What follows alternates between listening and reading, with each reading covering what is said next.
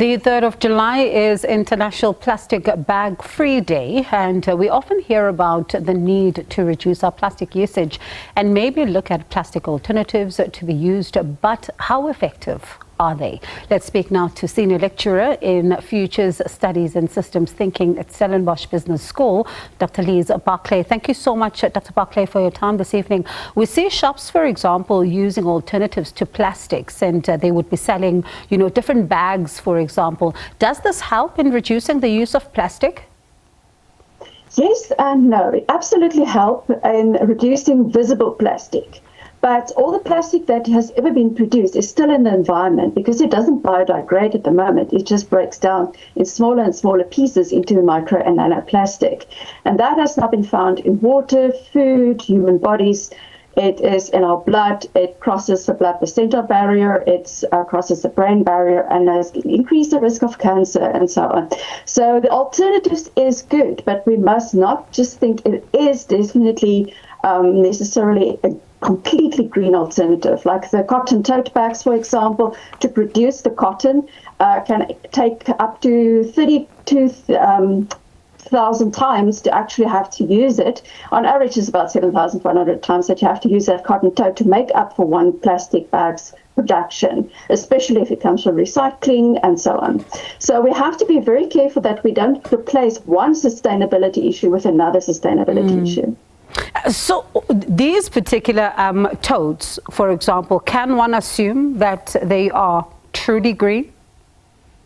Nothing is truly green. That's the important thing. From a systems perspective, everything has a footprint. And we have to look at, for example, cotton, very water-intensive product. It takes a lot of fertilizers. It's only produced in certain parts of the world. Some of the cotton places have very questionable social justice-related issues. And then, of course, it comes to South Africa. It has to come via a ship or airplane, which now, of course, adds to climate crisis. So we have to understand that everything we do does have a footprint. And that's why it's so important to be mindful and rethink about reuse and not just buy new things. Look at that pile of shame of bags that's in our boot and in our foyer and in our kitchen that we're all very guilty of, that we keep forgetting. Buying that more and more just adds to a problem in the long run. So we have to be very mindful. Let's talk about that problem, because you think about the fact that we go to the shops and one would assume we are going to take the bags that we already have with us in order to be able to buy new groceries. But we never do that. We buy new bags each and every single day. We have, as you say, a lot more bags than we actually need. How dangerous is that? Eventually, it is a sustainability issue, because a lot of times people find the bags, they say, well, I've got so many, and they throw them away. Then, of course, goes to the landfill. When it's in the landfill, it breaks down. A lot of the bags that we actually buy from shops do contain still a lot of plastic. That then breaks down, a lot of chemicals, colorants, and that ends up in our water and soil. And of course, to climate-related issues. So it is problematic, and we have to change our minds. For example, the original plastic bag, 1965, was designed to actually fold up and put in our pockets. The designer keep reusing the same plastic bag over and over again. So whatever we use, we must just get into this habit. For thousands of years, when our ancestors went to markets and shops, they took their own baskets and own bags. It's just a habit we have to go back into. I suppose I'm guilty of that. I need to start thinking about that. But what else? What else can we do in order to be able to save the environment? Well, what we can do, the first thing is get into the 5 R's. It's a very easy way, and the 5 R's is the zero waste movement.